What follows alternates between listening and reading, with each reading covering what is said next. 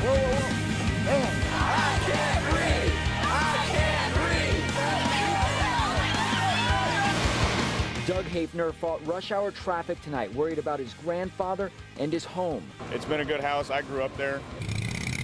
Riding across the country this week, volunteers with tribute to our fallen soldiers. Tonight, about 14 crew members are on standby in case the barricades or sandbags are needed. For 3 months, Christina Morris is nowhere to be found. For 3 months, her family's pain grows stronger and stronger. We're supposed to protect her. One of those attacks happened here in this Target parking lot. It appears the robber was driving parking lots looking for unsuspected women. And in this case, it was a young mother and her 9-month-old baby. Police say that Corey Codwell broke into the home here behind me in Capel, and what he didn't know is that police were watching him. And when he thought he was about to escape, well, he was confronted by a swarm of officers. And it's not just the face of the gun range that's changing. It's also the face of the shooting enthusiast that's changing. More women than ever are getting into the sports. According to new rules proposed by the FAA, drones should not fly higher than 400 feet. Last night, officials believe that drone was at 600 feet, which looks like this. This is a sky view from Chopper 5. The driver of that wrong-way truck survived, as did a young girl inside the car that was hit head-on. The 13-year-old was rushed here to Cook Children's in Fort Worth. Tonight, I am told she is in good condition, but now also mourning the loss of her family members who did not survive. On Highway 67 in Alvarado, the shattered car parts remain, but it's the broken hearts inside a home less than a mile away that can't be pieced back together. I don't know what we're going to do without them, to be honest with you. I just don't know. It's just so sad. Love them so much.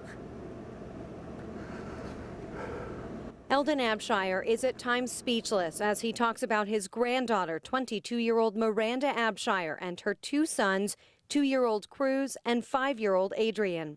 Cruz was 2. He was a wonderful little boy, he was. And Adrian was 5. They were both Papa's boys. Abshire picked up her children and her 13-year-old half-sister from her grandparents' home after a late night at work. Moments after leaving, police say a truck driving the wrong way on the highway slammed into their car, killing the young mom and her 2 boys. It does not make sense why the Lord leaves some old goat like me out here and take beautiful kids like my girl and my 2 boys. I just can't believe the Lord took them so young. But it's funny things. But if there's a place in heaven, I'll see them again. It was raining and I couldn't see. I couldn't see the difference between grass or road. It was just water. Exits were closed, cars were pulled over as North Texas was hit with downpours. This is the inside. 16-year-old Arvana Wolfenbarger was trying to get home to pick up her uncle and drive him to work. I pulled off and it was like normal and I was going steady on the gas and then it was like, and I was like, oh, and then the floorboards just got soggy and I was like sitting in the car and I started noticing the bumper floating away. Water was all around her as the car slowly submerged. I chose the right moment to force the door open because if I hadn't forced it open, I wouldn't have been able to get it open if I had waited any longer. The right time, with the car and her wallet left behind, she began to walk barefoot. I was walking on the highway and I was like, okay, Arvana, we're gonna do this. We're gonna do this. The trek was about a half mile. After waving cars down, someone picked her up. She was able to call her on. His phone was waterlogged. No one could get in touch with the teen for hours. I was just so relieved and just terrified at the same time because all of that fear just came rushing back in that if something were to happen to her. This evening, the car is back home. The mud inside shows you just how far the water rose. Everything inside muddied, but Arvana's alive, and that's what matters. She's also the wiser. Well, I'll get back behind the wheel. I mean, you can't just, give up. I'll know what to do next time. I'll pull over on the shoulder and stay there. She had a real hard time with it the first night.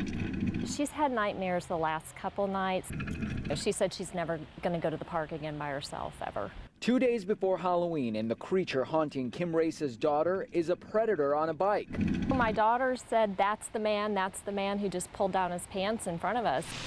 It happened at this Allen Park by the pond. The mothers tell us the two children were on the playground. We were sitting nearby at a table when an older man, possibly in his 60s, rode by them. They say he stopped and hid by a tree. And that's when one of the children said that a man had his zipper unzipped at the park. Police say the man not only exposed himself to the young children, but touched himself. The kids started walking quickly to their mothers. Told us what happened, and I ran across the houses here. The man came down, got on his bike. I got a really, quite a good look at him. Just last week, Allen police arrested a flasher targeting the same trail system. That's when I kind of cut him off. Now these mothers say another one is lurking. A couple of nights before Halloween, these folks hope the creep is caught without scaring others. I thought, gosh, they just caught the predator yesterday. What is going on here, in our safe little neighborhood that we live in? Wow. And look at this. A slow procession leaving a father grasping for words. This is amazing. With strangers, welcomed his family. Hello, brother. This is amazing. Thank you. Thank y'all so much. This is wow. A Navy corpsman. Navy Petty Officer Clayton R. Beecham. Clay Beecham lives on in his father's heart and everywhere else. I've got a dog tag that says, "Proud Navy Dad." I got that the day he graduated from basic training, and I've never taken it off. But about 2 years ago, his family, one proud of its military service, was dealt a devastating blow. You think you know how someone must feel when they lose a child, but when the military shows up at your home, but we're a part of a very unique family. We're a family that no one wants to be a part of. But on Sunday, that family was fortified. And that's our mission, is just to come out here and say thank you. Riding across the country this week, volunteers with tribute to our fallen soldiers. They're leaving behind a promise. Every time that you see it, every time that you read it, we want you to remember he has not been forgotten. And for the Beechams, they're bringing hope. Thank you for your service, sir. Thank you so much. We're not going to let our fallen soldiers be forgotten. We're just not going to allow it to happen. But this isn't your traditional gun range. The shells are members of the Frisco Gun Club, a $12 million, 45,000 square foot facility that opened last year. 40 indoor gun lanes, high-end retail, and a cafe. And for the VIPs, an upscale dining room, cigar bar, and private gun lanes with concierge service. It's a country club for people who shoot. And so it offers everything you expect at a first-class country club. I can bring my girlfriends here, I can bring my kids here. My husband and I have dinner up here several nights a week. I mean, we love everything about it. Even though Aretha Franklin calls Detroit, Michigan home, she's all too familiar with North Texas. I came here many times with my dad and sung at some of the local churches.